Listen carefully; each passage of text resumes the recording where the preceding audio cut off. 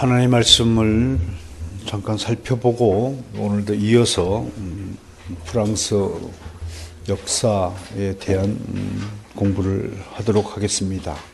예레미야 51장 51절과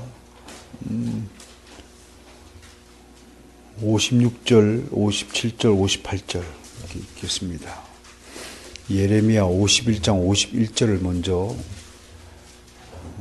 함께 봉독합니다. 시작. 외국인 여호와의 거룩한 성전에 들어가므로 우리가 책망을 들으며 수치를 당하여 모욕이 우리 얼굴을 덮었느니라. 56, 57, 58 함께 합니다. 곧 멸망시키는 자가 바벨론에 이르렀음이라. 그 용사들이 사로잡히고 그들의 활이 꺾이도다. 여호와는 보복의 하나님이시니 반드시 보응하시리로다.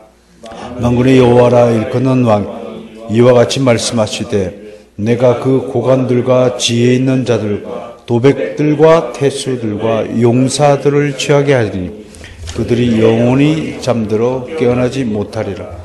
만군의 여호와께서 이와 같이 말씀하시니 바벨론의 성벽은 회파되겠고 그 높은 문들은 불에 탈 것이며 백성들의 수고는 헛될 것이요 민족들의 수고는 불탈 것인지 그들이 세잔하리라.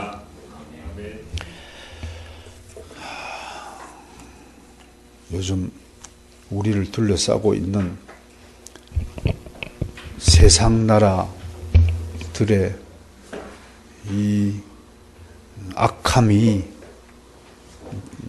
참으로 목불지경까지 이르렀다. 나만 그리 생각하시나요? 세상이 정말 듣도 보지도 못하는 요즘 사람들이 듣보잡이라 하더구만요. 그런 지경에까지 이르렀다. 이젠 잘못을 한 사람이 더 큰 소리를 뻥뻥 치는 시대가 되었다.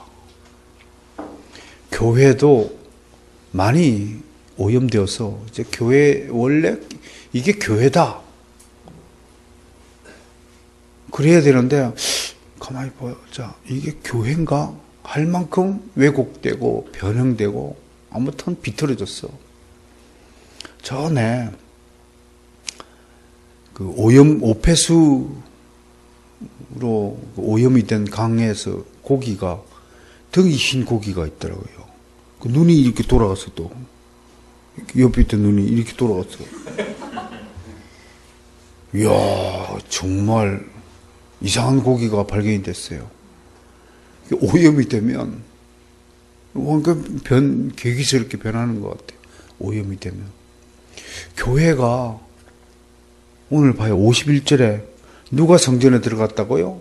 외국인이. 이거를 오폐수가 침입하면 어떤 현상이 벌어지느냐? 오폐수가 성전에 들어갔다. 외국인이 들어갔다. 그러니까 유대인들 입장에서는 돼지고기 먹는 백성이 들어간 거예요. 성전에. 그러니까 이거는 유대인들의 입장에서는 완전히 치욕이지. 그렇잖아요.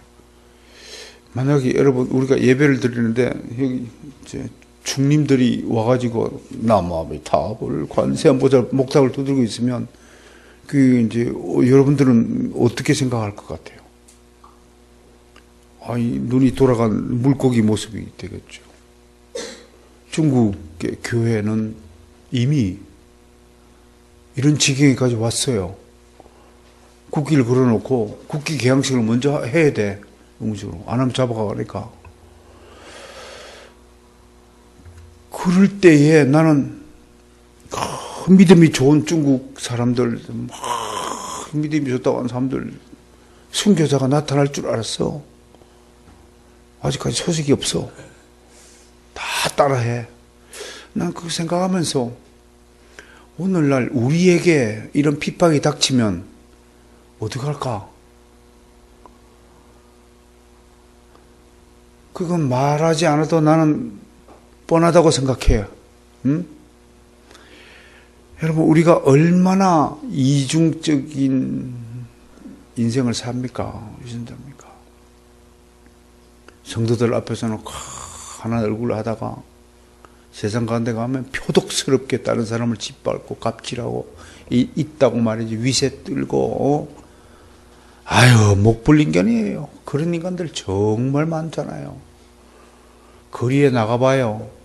외제차 타는 녀석들, 젊은 녀석들이라고 해서 미안합니다만 성실히 일하는 청년들로부터 그들의 그 수고를 칭찬하기 위해서라도 이런 그 못된 녀석들 고발해야 되겠다. 난 고발하고 싶어요. 부모 덕에 그냥 좋은 차 끌고 다니면서, 외제차 끌고 다니면서 창문 탁 열고 담배꽁초 탁 버리고 침 탁 하고 뱉어내는 이런 녀석들이 온 시내와 거리를 오염시키고 이 질서를 흐트리고, 아니 어떤 유튜브를 보니까 자기 차를 가로막았다가 팻말을 끄고 내려가고 그냥 물 뽀개는 장면이 있어요. 미쳤어요. 세상이야 원래 그렇다고 하더라도 생각해 봅시다. 오늘 바벨론이 이렇게 멸망할 것이다. 우리가 세상 가운데 책망을 듣고 수치를 모욕을 당하더라도 하나님은 보복하시는 분이다.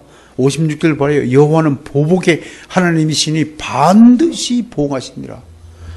우리 괴롭힌 자 반드시 보응하실 것입니다.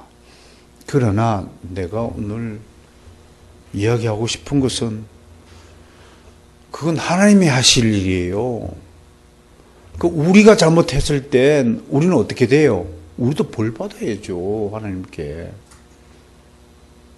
벌 받아야죠. 징계 받아야죠. 징계 받지 않는 자는 사생하잖아요. 잘못을 했는데도 벌이 없어.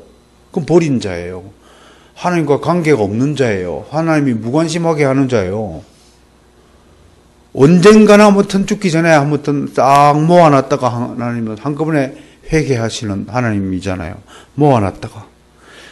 참 하나님은 무서우신 분이야. 하나님은요, 이렇게 당신의 자녀를 사람 만들기 위해서 얼마나 수고하신지 아셔야 됩니다.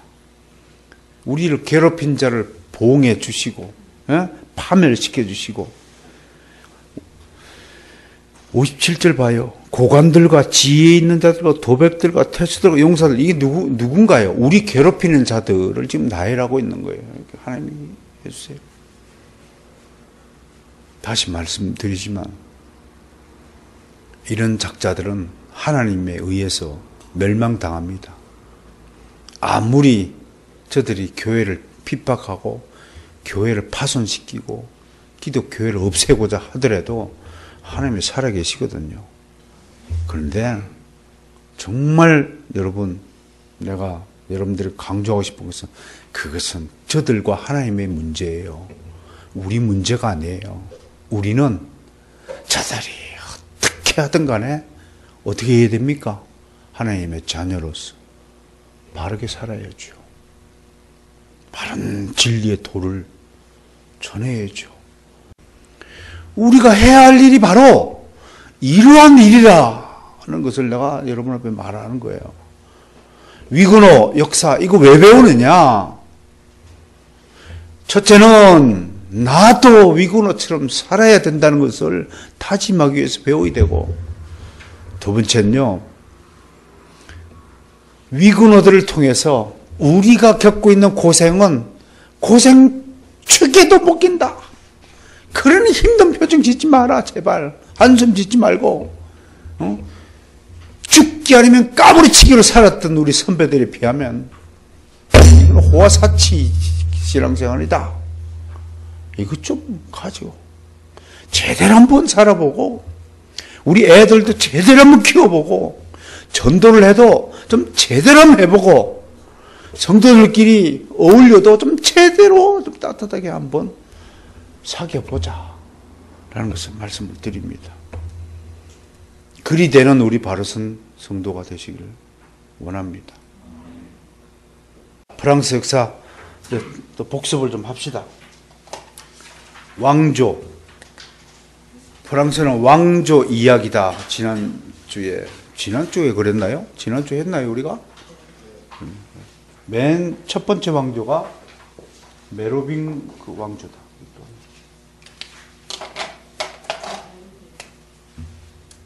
첫 번째 왕조가 뭐라고요? 메로빙그 왕조다. 그러니까 이 메로빙그 왕조에서 프랑크 왕국이라는 이름이 생겼다 그랬습니다. 그죠? 두 번째 왕조가 누구냐? 카롤링그 왕조다. 카롤링그. 일주일밖에 안 됐는데도 가만 있어봐. 처음 듣는다는 듯한 표정을 하고 있죠. 카롤링그 왕조가 여기에서 등장하는 게 샤를마누 대제다.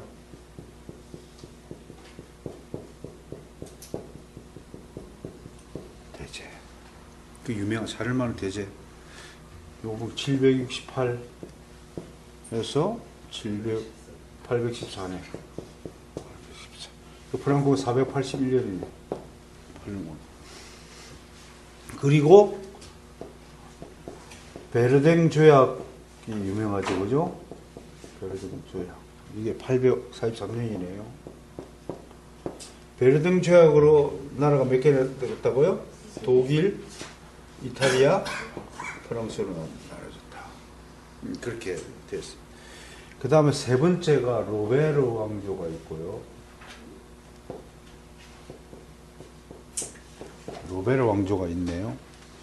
그때 로베르 왕조는 웨드라는 사람 있고, 그 다음에 네 번째가 카페 왕조가 있어요. 카페 왕조. 이 카페 왕조는 외손자죠, 외손자인데 위그 카페 이름이. 이분이 카페를 만들었나? 카페. 그리고 이 카페 왕조 때 기억해야 될 게 뭐냐면 클레르몽 교회 회의. 그러니까 몇 년도냐면 1095년 뭘 결정했죠? 클레르몽 교회 회의가 십자군 전쟁이에요, 운동이에요. 십자군 침략이니까 전쟁이죠, 그죠? 가톨릭에서는 십자군 운동이라고 그러는데 무슨 복음 전도 운동했습니까? 십자군 뭐하고 침략 전쟁이에요. 그러니까 십자군 침략 전쟁이에요. 기독교 사상 전사 침략 전쟁이라고 못 박으려고 해요. 뭐가 두렵다고 편히 봐주고 눈치 봐주고 할 것 없죠. 그 다음에 이때 카페 왕조에 유명한 게 필리프 4세. 그러면 아비뇽 유수. 교황을 막 무릎 꿇리고 보니파스트 교황인가 그렇죠? 교황을 물리치고 교황청을 그냥 프랑스 아비뇽 지역으로 옮긴 대단한 황제예요. 사실 웃기. 이게 몇 년부터 1309년부터 1307년까지 거의 한 70년 있었네요, 그죠? 2년만 더 쳐도 70년 유수 될 뻔했네요. 그 있고. 그 다음에 다섯 번째가 발로아 왕조예요. 발로아 왕조. 발로아 왕조. 필리프 6세가 있고요. 여기서 이제 여기 이제 봐야 돼요. 필리프 4세 그 아들 딸이 많아요. 아들 딸이 많은데 여기서 딸이 이자벨이라는 딸이 있어요. 이자벨 딸이. 근데 이게 이제 영국의 잉글랜드 당시 잉글랜드죠. 잉글랜드. 영국의 에드워드 1세 에드워드 1세인가 아무튼 결혼을 해요. 결혼을 했는데 뒤에 이제 나오고 있습니다. 여기 보면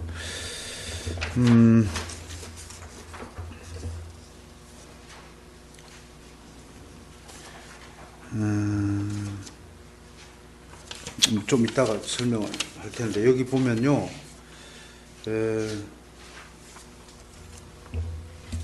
어디 있더라?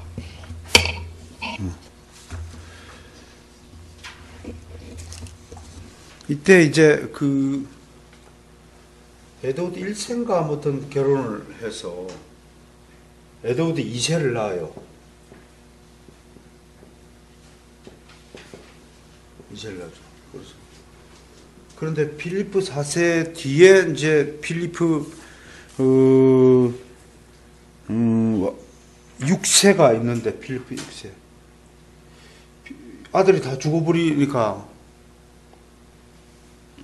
이 프랑스 왕이 이어서 조카를 왕으로 삼아요. 조카를 말루아 공작이라고 해서 그 사람을 이제 필리프 6세라고 그래요. 그러니까 영국으로 시간 이자벨이 이 사람은 조카고 자기 아들은 적동이잖아요. 이 에드워드 6세가 프랑스 왕까지 겸해야 한다. 그래서 벌어진 것을 우리가 프랑스와 영국 간에 벌어진 그 유명한 100년 종교전쟁이에요. 100년 전쟁인데 100년 전쟁이라 하는데 한마디로 왕이 개성권 놓고 정확하게 한 116년 돼요. 엄청나다고요. 요때에 이제 요 종교 전쟁을 마감하는데 결정적으로 역할하는 사람이 잔다르크예요. 잔다르크. 1412년에서 1431년 5월달인가 죽었더라고요. 보니까 몇 살이에요? 19.5세 살았어. 19.5세 살았어. 요때 프랑스는 샤를 6세의 아들이 왕세자가 오를레앙 성에 갇혔어요. 성에 딱 갇혔어. 프랑스가 잉글랜드 군대가 워낙 강하니까 멸망 직전까지 갔다고요. 그때의 시골의 소장농의 딸로 태어난 잔다르크가 신의 계시를 받았다고 주장하는 거예요. 이 프랑스 군대의 사령관에게 찾아가요. 이름도 뭐 있는데 기억을 못하겠어. 내가 계시를 받았으니까 나를 왕세자한테 소개해달라 부탁을 했어. 잔다르크가. 처음에 믿겨요. 이마에 피도 안 마른 소녀가 와서 신의 계시를 받았다고, 전사의 계시를 받았다고 하니 믿기지 않죠. 면담을 요청했는데. 근데 워낙 끈질기게 얘기하니까 사령관이 있는 군대에서 왕세자가 있는 오를레앙 성으로 가는 지름길을 6명의 호위병을 태워가지고 보냈어요. 근데 이 가운데는 잉글랜드 군대가 있는 거예요. 그러니까 사령관 입장은 뭐예요? 지나가도 죽게 만든 거예요. 아주 귀찮으니까. 그런데 기적이 일어났어. 이거를 다 물리치고 잔다르크가 이게 오를레앙 성까지 온 거야. 이게 정말 신기한 일이에요. 지금도 역사가들 중에서 또 잔다르크 이야기하면 굉장히 참 신비한 일인데요. 그게 정말 깜짝 놀랐죠. 근데 이제 왕세자가 아직 대관식도 치르지도 못해서 아버지 죽고 왕이 돼야 되는데 막 이 왕세자에 대한 또 추문이 막 돌고 그래서 당시 사정을 보면 왕비가 뭐 외간 남자하고 뭐 붙어가지고 태어난 아들이다 해가지고 적통이 아니다 뭐 이래가지고 왕도 못 되고 왕세자 신분으로 지금 있어. 그런데 잉글랜드하고 전쟁이 붙어가지고 대관식 지금 치를 여가도 없어. 풍전등화의 시기에 한 소녀가 와가지고 나라를 구하겠다고 했으니까 얼마나 기가 차.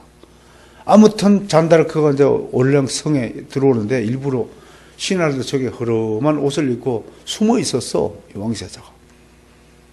영화 안 봤어요?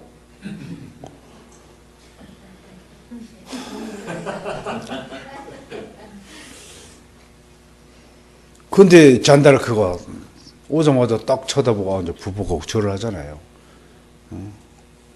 옛날에 뭐 누가 그랬다면 뭐 강감찬 장군이가 뭐 서희가 그랬다고 합니까? 중국 사신이 오는데 아닌 것처럼 다 하고 이제 중국 사신이 톡 사람을 알아보더라 하더니 뭐 그런 뭐 일화가 있잖아요. 그건 전설 같은 이야기예요. 그래서 이제 이 왕이 좀 범상치 않다 이렇게 생각을 하고 이제 잔다르크 군대를 줘가지고 하는데 승승장구한단 말이에요. 그리고 그 오르랑 전투에서 마지막 영화 장면 보면 영국군 사령관이 오히려 참 대패를 하고 끝난단 말이에요.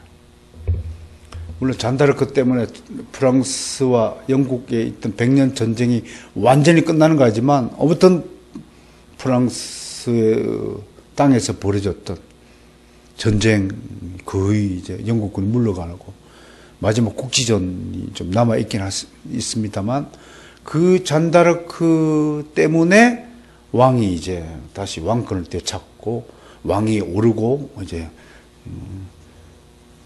정상을 되찾았단 말이에요. 근데 이제 평화의 시기가 오니까 왕이 되고 보니까 어떻게 될까요? 마음이 그 마음이 아니야. 항상 똥간에 갈 때 하고 나올 때 마음이 틀려, 사람이라는 게. 내 마음 나도 몰라 라는 게 정답이야. 그래서 함부로, 그러니까 주님의 이름으로 함부로 서운하거나 맹세하지 말라.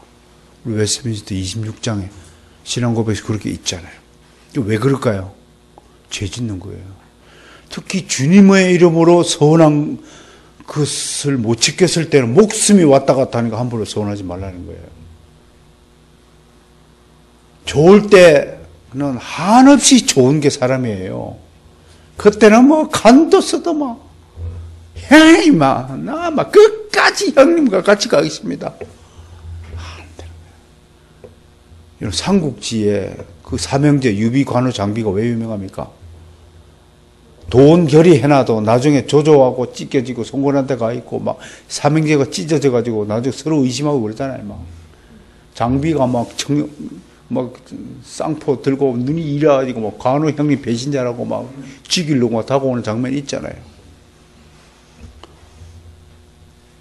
여러분들도 좋을 때 최다 목사님 사랑합니다 막 갔다가 딴 게 가봐요. 아유 그놈의 인간 참말로 평생 뭐 눈에 안 띄었으면 좋겠다. 그런 거 물론 뭐 개의치 않지만 나쁘게 행동한 사람은 내가 원수 갚을 필요가 있다 없다. 우리는 그 점을 확실히 아까 본문 읽었지 예레미야 51장. 악한 사람들을 내가 벌하려고 하는 사람 치고 어리석은 사람이 없어. 절대 없는 에너지 낭비야. 하나님은 나를 괴롭힌 자는 하나님이 반드시 책임지고 딱 모아놨다가 한 방에 쳐요. 한 방에. 그래 얼마나 통쾌해요. 잘 알아. 갑질하던 사람 어떻게 한다고요? 돈을 한꺼번에 싹 모았다가 붕덩 빠뜨려. 한 방에 명하고 저기 경기도 하남과 강동구 강일동 사이에 보면 이상한 마을이 있어요. 하일동이라고. 하일이 동네인가? 거기 애들 옷을 보면 전부 명품이라. 신발도 리복 뭐 이런 신발 신고 있는데 구석을 가보면 비닐하우스 기어 들어가.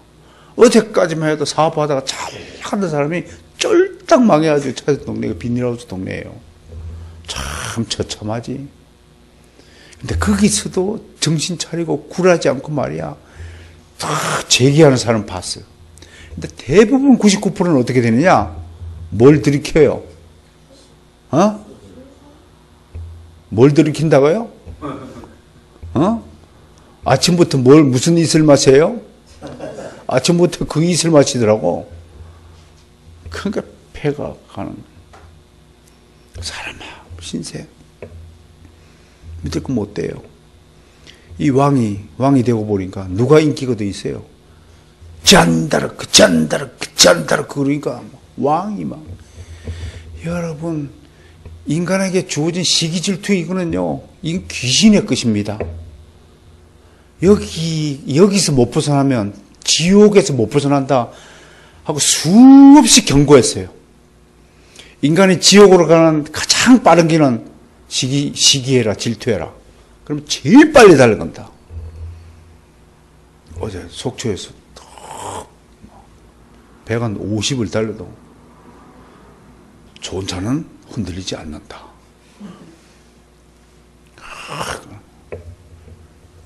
여러분, 음주운전자가 왜 위험합니까?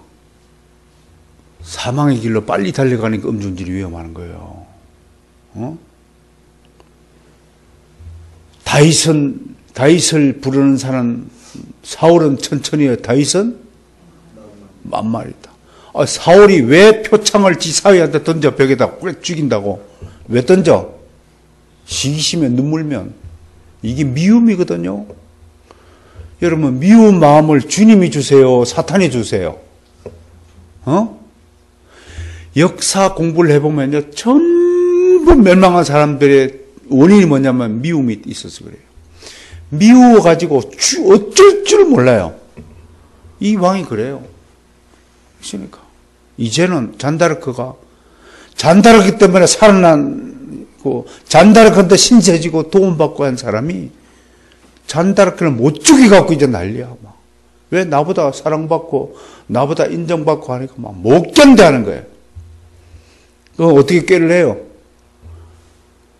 이 양반이 다윗 얘기를 알았나? 다윗이 우리아를 어떻게 죽여요? 자기 손에 피를 묻혀요? 아주 사람이요, 요물입니다. 나쁜 머리는 어떻게 잘 돌아가는지 아주 남들 보기에 깜쪽같이 속을 만큼, 우리야, 자네만이 우리 군대를 이끌 수 있는 거야. 승리하고 돌아와라. 그래 놓고 몰래 사령관 불러가지고, 야, 쟤 앞에 보내놓고 싹 빠져 몰래. 그런 못된 짓을 해갖고 우리하고 죽게 만들듯이 잔다르크도 똑같이 전투에 보내놓고, 잔다르크 이번 마지막 한 번만 나 좀 도와주게, 가서 승리하고 돌아오게. 그 군대를 딱 가갖고 영국군 아군이 집어넣고 싹 빠져버렸어요. 그렇게 잔다르크가 포로가 되잖아요.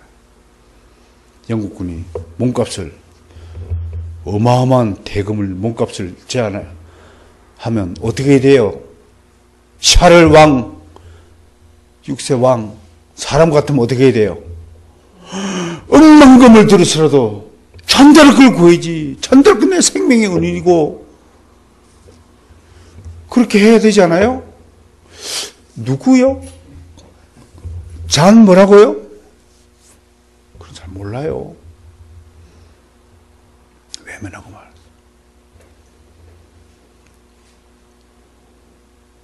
결국은 잔다르크는 잉글랜드에서도 버려요. 몸값도 안 되니까. 어린 여자이고 죽여봐야 뭔 소용이 있겠어요. 말에 태우고 짐승 태워가지고 보내요. 그러면 대대적인 환영식도 해야 될 거 아니에요. 어떻게 했어요? 이번에는 마녀로 몰았어요. 이단으로 몰았어요. 왜?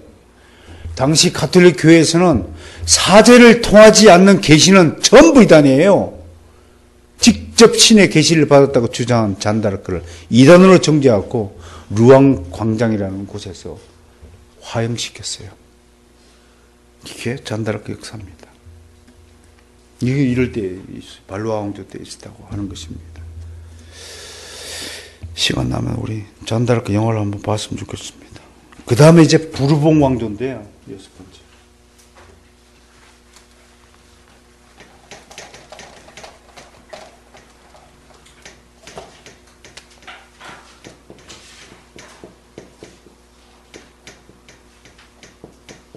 부르봉 왕조.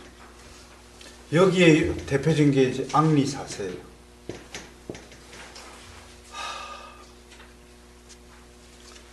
앙리는 영어로 헬리라고 말합니다. 뭐 위곤의 역사할 때 뭐 자세하게 공부하겠습니다만, 이분이 바로 낭트 칙령을 발표했는데, 낭트 칙령이 몇 년이면요 1598년이에요. 그러면 요 발루아 왕조 여기 한 사람 빠졌는데, 발루아 왕조에 때 그 유명한 이 발루아 왕조 때 프랑스와 1세, 그 다음에 프랑스와 아들이 앙리 1세, 앙리 1세 때 나온 프랑스와 2세 샤를 9세, 앙리 2세인가요? 됩니다. 이 앙리 2세가 낳은 프랑스와 2세, 샤를 9세, 그 다음에 앙리 3세. 딸이 있는데 그게 이제 마르그리트 공주. 다 종교개혁과 관련입니다. 여러분, 기독교 강요를 어느 왕에게 바쳤습니까? 프랑스 1세한테 바친 거예요. 그 앙리가 2세가 어릴 때 죽으니까 프랑스에서 이게 4살 때 왕 돼가지고 또 일찍 죽고. 그래서 나중에 이 나바르의 여왕이 잔 달브레가 있는데요. 이 공주죠. 이 왕녀죠. 왕족들은 지역을 하나씩 이렇게 할당해 주잖아요. 나바르 지역을 통치하고 있던 그 아들이 바로 앙리 4세예요. 그 이분이 종교개혁을 받아들여요, 프랑스에. 그러니까 당연히 이 아들은 종교개혁 칼빈주의 사상을 어릴 때부터 받고 자랐겠죠. 아무튼 그런 역사가 있습니다. 이제 프랑스와 1세 때부터 종교개혁 때문에 프랑스가 어떻게 종교전쟁을 하게 되고, 어떻게 위건어들이 탄생하였고, 또 어떻게 위건어들이 또 탄압을 받았고, 어떻게 전 세계로 확산이 되었는가, 이런 것들을 우리가 살펴보게 될 것입니다. 이 발루아 부르봉 왕조 때의 이런 그 종교개혁에 쭉 이야기하면서 이때 이제 이 후손들이 루이 14세 이런 이름들이 이 왕조에 속한 겁니다. 뒤로 루이 14세, 루이 13세의 아들인데요. 루이 14세 때에 가서 이 낭트 칙령으로 위건노들에게 신앙의 자유가 선포됐지만, 루이 14가 이게 철회해요. 루이 14세가 철회하고 말아요. 그래서 이때 이후로 사실은 다시 위건어들이 탄압이 되고요. 그리고 루이 16세, 그 유명한 루이 16세. 루이 16세 그러면 뭐가 떠올라요? 최초로 단두대에 처형된 국왕이에요. 왜? 이 집권 때 프랑스 시민혁명이 일어나기 때문에. 이 시민혁명이 왜 일어났는가도 우리가 좀 살펴봐야 됩니다. 그리고 드디어 등장한 인물이, 루이 16세에 이어서 등장한 인물이 바로 나폴레옹입니다. 쿠데타를 일으켜서 자기가 통령이 되고 1804년에 자기가 황제가 됩니다. 이걸 제정시대라고 합니다. 그리고 다시 루이 또 18세가 왕정 복고를 선정하고 있다가 또 나폴레옹 2세가 등장하고 막 이렇게 하다가 프랑스 7월 혁명, 2월 혁명 이런 것들로 공화정이 만들어져서 오늘날 역사까지 이어지고 있다라는 것이 대체적인 프랑스 역사입니다. 그러니까 프랑스는 한마디로 왕조가 연이어서 쭉 있었다는 것, 나폴레옹까지. 이 부르봉 왕조 루이 16세가 끝으로 등장한 인물이 나폴레옹이라는 것까지 우리가 하면 한 나폴레옹 뒤에 왕정 복구도 있었지만 그 나폴레옹까지만이라도 역사를 이렇게 정리해 두시면 프랑스가 어떤 길을 걸어왔는가에 대해서 우리가 좀 알게 될 것입니다. 자, 그렇다면 우리는 이제 종교개혁 시기로 들어가는 겁니다. 1517년 10월 30일 독일 비텐베르크에서 마르틴 루트라는 사람이 발표한 95개 조항으로 인해서 종교개혁의 서막이 열리기 시작했습니다. 여기서 얼음판을 땅 치니까 그 경고했던 가톨릭의 얼음판이 금이 가기 시작하더니 쭈쭈쭈쭈쭈 가더니 제네바에 있는 칼빈에 가서 빵 하고 호수 전체 깨져버렸어요. 그 여파로 종교개혁가들의 사상들은 당시 발달된 인쇄술과 책자들의 소책자들의 제작 및 보급으로 인해서 전 유럽으로 삽시간에 배달되기 시작합니다. 그 중에서도 칼빈은 자신의 조국인 프랑스를 종교개혁 국가로 만들고자 하는 것이 최대 소원이었다. 그 칼빈의 여러 가지 기록이나 행적이나 발언에서 우리가 확인할 수 있고, 특히 다른 나라에는 종교개혁가 제자들 훈련시켜서 한두 명밖에 보내지 않았지만 프랑스는 무려 100명, 120명 이상 되는 제네바 아카데미 제자들을, 졸업생들을 파송하여서 프랑스를 개혁하고자 시도한 것입니다. 그럼에도 우리가 이 왕조 공부할 때 이 왕조들의 뒷 배경에는 항상 누가 있어요? 교황청이 항상 있어요. 이 교황청과 결탁된 세속 권력의 벽, 이것을 깬다는 것은 인간적으로는 정말 불가능한 일이었다는 사실을 꼭 알고 있어야 합니다. 이 단단한 철옹성 같은 프랑스의 왕조들이 어떻게 가날픈 위건호들의 그 기도 소리에, 그 교회 종소리에 무너졌는가를 우리는 살펴보고자 하는 것입니다. 제가 오늘 나눠준 걸 잠깐 한번 보겠습니다. 앞으로 우리가 다음 주부터 공부해야 될 내용을 미리 한번 소개하겠습니다.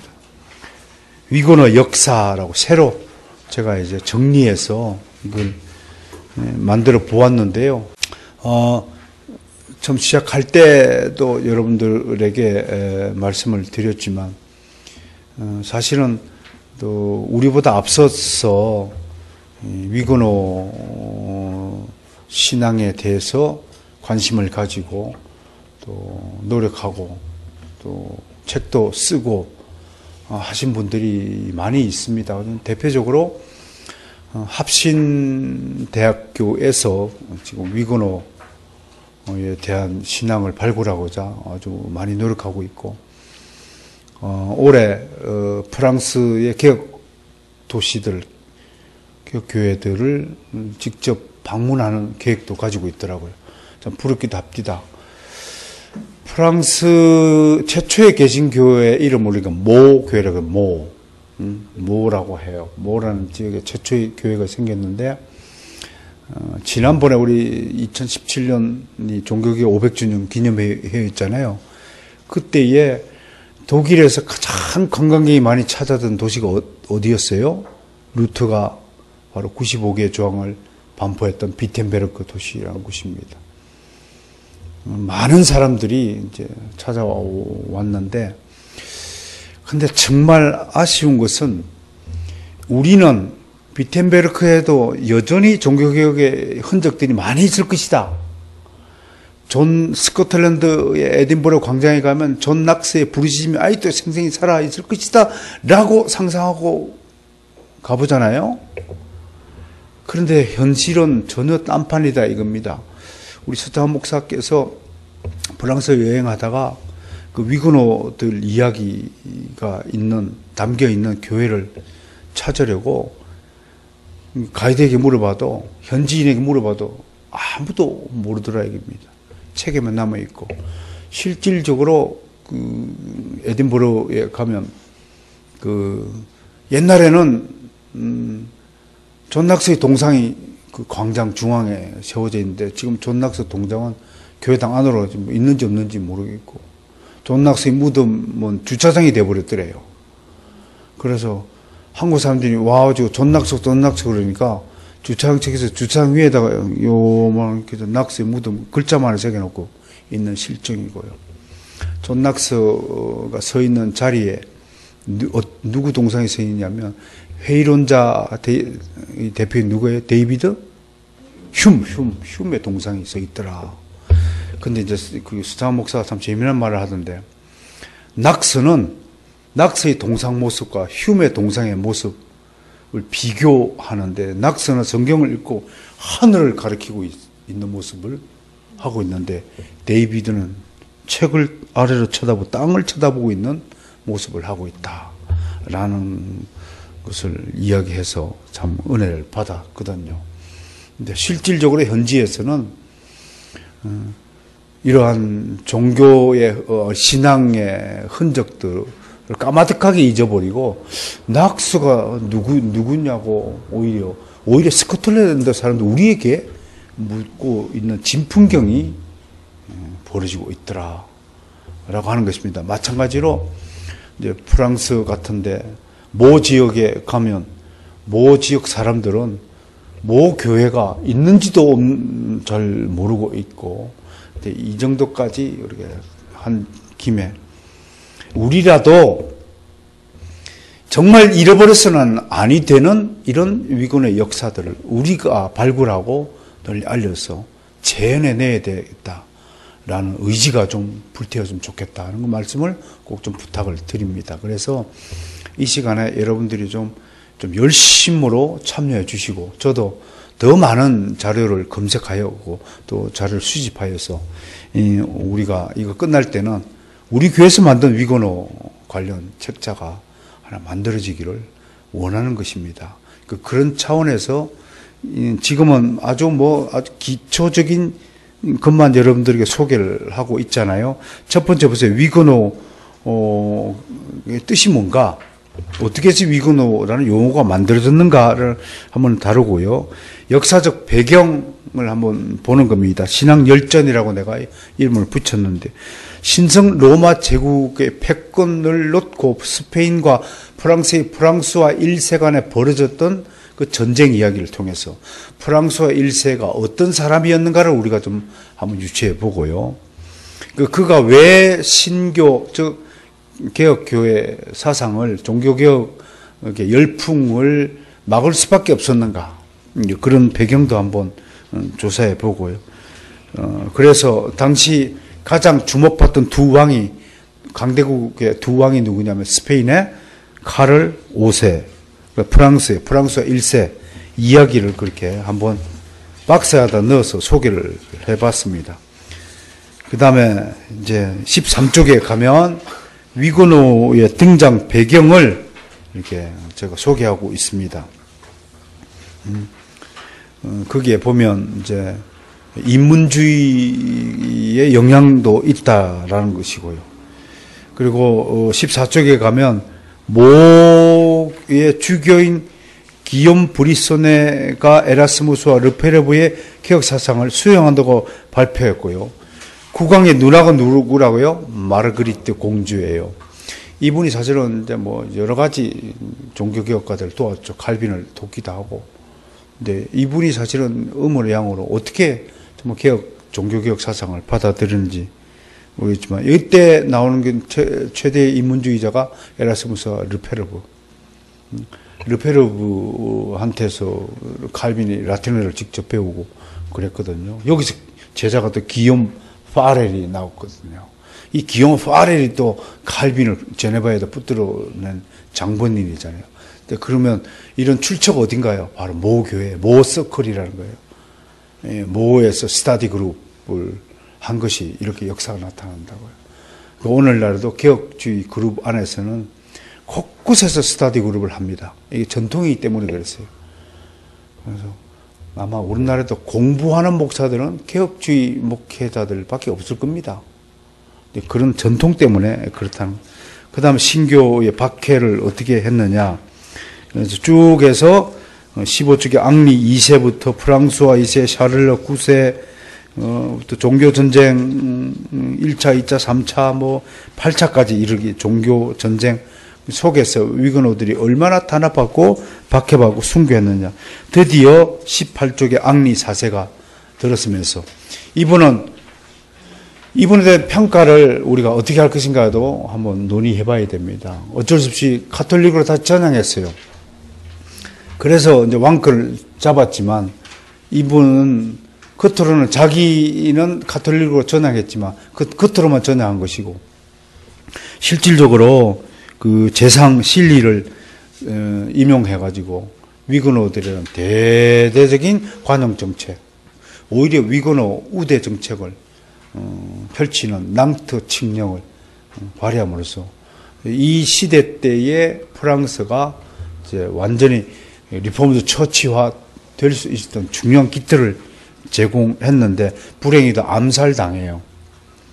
암살당하는 게 역전이 되고 다시 루이 13세, 20세기 루이 14세 등이 나오고 루이 14세는 앙리 4세의 손자인데도 할아버지 낭트 칙령을 철회해버리고 다시 위건호들을 핍박하니까 이때에 위건호들이 이제 대거 외국으로 망명의 길을 택하게 되었다고 하는 것입니다. 아무튼 이러한 일들을 쭉 해서 위건호들의 어떤 인생을 살았는가, 이 와중에 이제 여러 가지 에피소드들도 여러분들에게 잔다르크 이야기처럼 이렇게 소개를 좀 할까 합니다.